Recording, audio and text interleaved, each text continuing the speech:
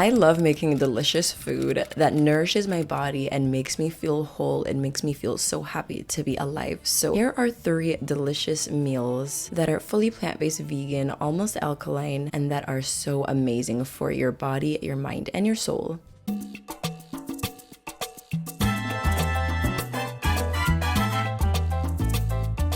I'm starting off today with a green juice that I had made the day before and drinking that with a glass straw because I feel like everything tastes better in a glass straw. I don't know if it's just me. And I'm also having some blessed thistle tea that I made the day before as well. I love to have my teas sit and steep overnight because it makes it so much stronger and it allows the properties to be so much stronger. It's a lot more bitter like this, but you know, in Jamaica we say the more bitter it is, the better it is for you, because then you know that your body is really being cleansed out. After that juice and after that tea, I'm gonna go ahead and break my fast with some green apples and some blueberries. I promise I do not only eat grapefruit, green apples, and blueberries. I have been on a 6-week fast that was very intense and has been a mostly alkaline diet, and I haven't been able to have like really high sugar, so the only fruits I've really been eating have been green apples and blueberries. But in a couple of weeks I will go back to my usual like mangoes and watermelon and papaya and pineapple and all the goodness that nature has to offer. But until then, I'm gonna go ahead and enjoy my low sugar fast that I've been doing because I've been feeling really good and I haven't been feeling deprived. I've just been feeling very blessed to be alive and just very blessed to even be able to do this fast.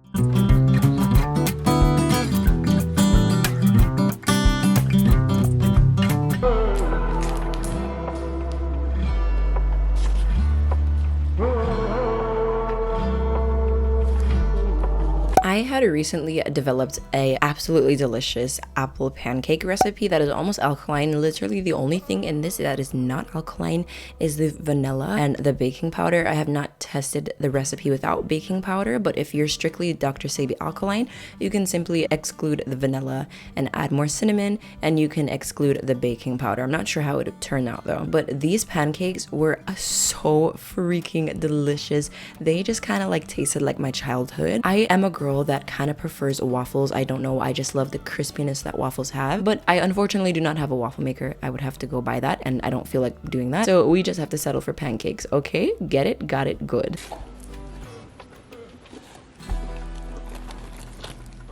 I have been sleeping on green apples for way too long. They are absolutely delicious alone, like just eating them raw, but they're even more delicious when you add them in something like a pancake or something like some sort of sweet element, like a dessert type thing. And these pancakes were so healthy. I used hemp seed milk. I made homemade hemp seed milk. That's on my website if you're interested in the recipe. So there was so much protein in these pancakes. So after I ate them, I felt very full and very satisfied and very nourished.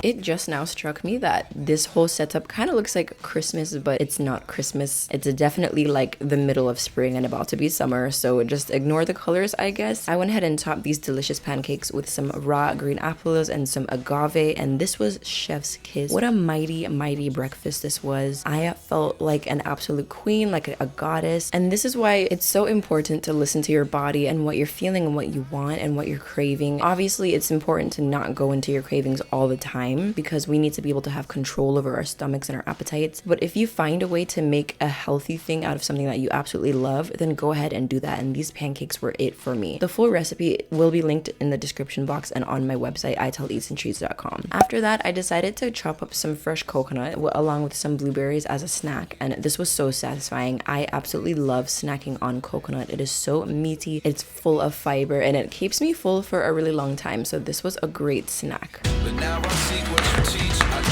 believe I always should have stayed. Is this really happening? I can't believe it's true. I'm just as surprised as you. Is this really happening? I can't be too sure, but one day I'll be yours again.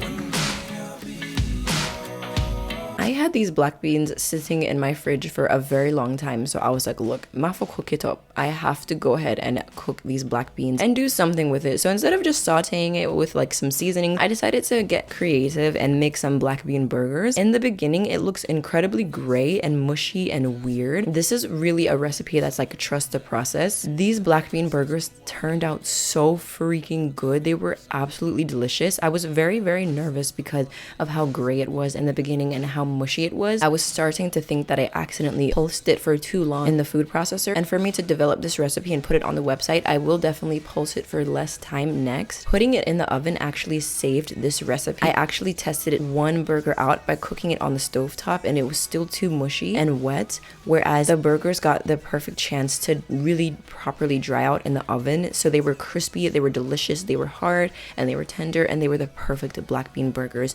when they were cooked in the oven.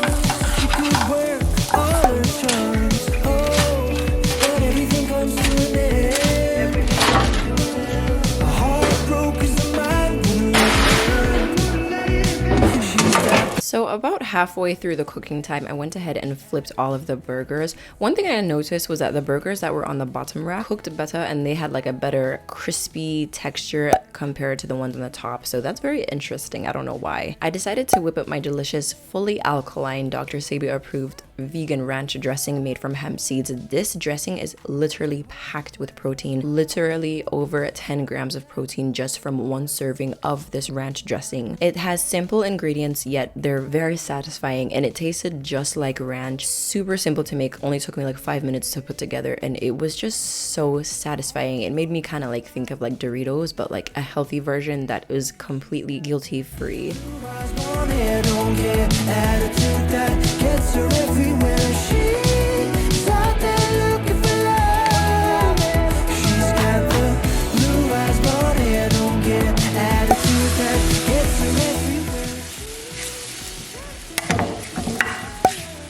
Oh my god.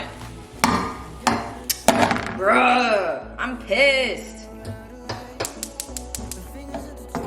So I've been on a fast the past 6 weeks and I haven't been consuming any form of bread from the store. So I've been making my own flatbread. A few videos ago, you could see I was eating a lot of teff bread, but now lately I've been making a lot of spelt flour bread and I'm not the best at it. It's literally just 2 ingredients, but I'm just not the best at like putting it in the pan. That's gonna take like a lot more practice for me. As you can see, the burgers are out of the oven now and they're not completely falling apart, and they were so delicious. They got such a beautiful color in the oven. It's so incredible to see how it started off as such a mushy gray color and it turned out to be such a beautiful signature black bean burger color. I decided to chop up some delicious, beautiful veggies like some cherry tomatoes, some cucumber, some onion, and some bell pepper to serve alongside my black bean burgers. At first I had wanted to make a wrap, but I was like, I want to make this look pretty, so I went ahead and put some lettuce in there. I put 2 black bean burger patties, folded up my wrap, and then put the veggies on the side and topped the salad with the raw onion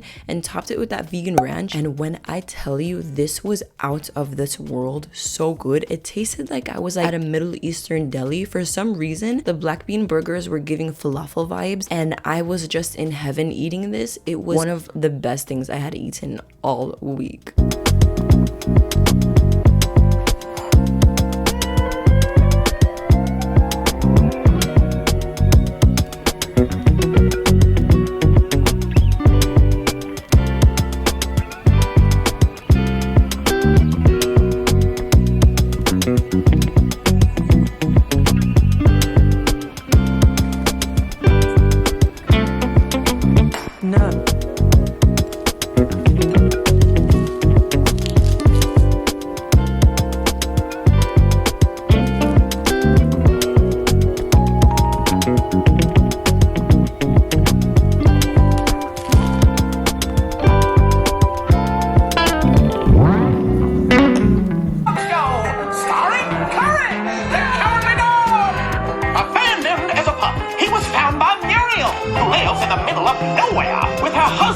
Since I've been on this pretty strict fast of an alkaline diet despite me eating black beans instead of chickpeas, I haven't really consumed a lot of pasta lately, and I was just really craving some pasta, and I could not find any spelt flour pasta for the love of me. I went to Whole Foods, I went to Sprouts, I searched online, and I couldn't really find any online, so I was like, you know what, let me settle down and woman up and make my own pasta. And that's exactly what I did. You can see me really struggling here. I'm not Italian, I'm Jamaican. I'm ashamed to say that I don't really experiment with any cuisine outside of Jamaican cuisine. Like sometimes I'll do like, you know, Western American cuisine. Sometimes I'll try to do like some sort of Asian cuisine, but I have never really experimented with like Mediterranean or other cuisines before. And I definitely want to start doing that. I want to try to start doing more African cuisine, more Mediterranean cuisine, more Asian cuisine, more Latin cuisine, because the world is full of flavor and you shouldn't just confine yourself to what you're comfortable with. And even though I'm very comfortable with Jamaican food because this is what I've been eating my entire life, I have to broaden my horizons, you know? Anyways, I'm making a really delicious cherry tomato simmer down sauce with some cherry tomatoes, some onions, some fresh herbs, a whole heap of something. And the sauce was so flavorful and so delicious. I also threw in some fresh rosemary and some fresh thyme to really give it that herby Italian-esque flavor, and this sauce tasted so good. I don't know if I want to continue to buy store-bought marinara sauce because I've really been experimenting with making my own marinara sauces, and they have hit every single time. Like literally ate and left no crumbs.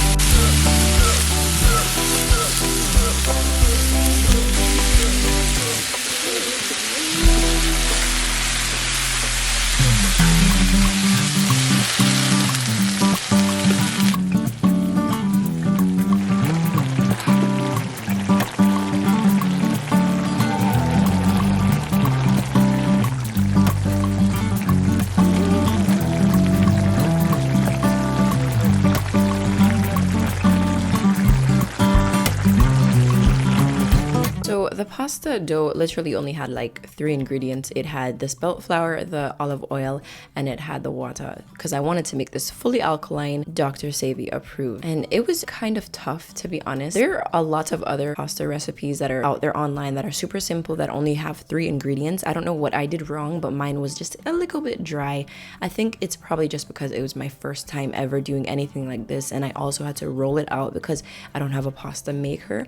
But I feel like this was a very brave of me for experimenting and trying my hardest with what I had in my house. I felt very accomplished and I felt very amazed, and I felt very proud of myself because the first few ones that rolled out were not as good as secondary ones that I rolled out, but it just felt so cool to be able to make my own pasta and say, yeah, I whipped out some flour and made my own pasta. It might not have been completely authentic, but it was still damn delicious.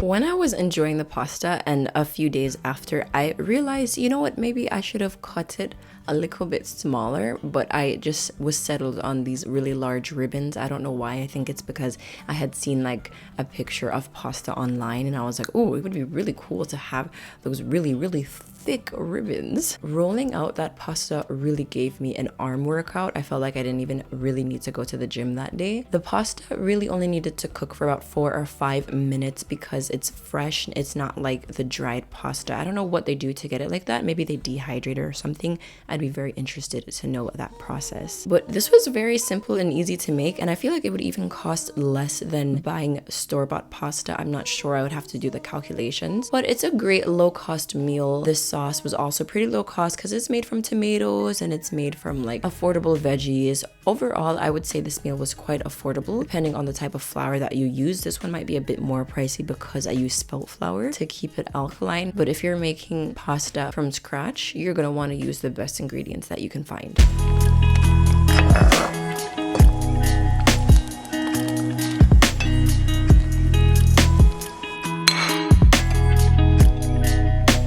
I went ahead and spooned the sauce on top and topped it off with just a little bit of fresh dill, and oh my goodness, this was so delicious. The fresh pasta was just chef's kiss, so satisfying and delicious. And soon after this, a small piece of my tooth fell out. I know it's very random, it just happened, and it has nothing to do with the pasta and everything to do with the fact that my tooth was just not in the best condition. But anyways, that's life, I guess.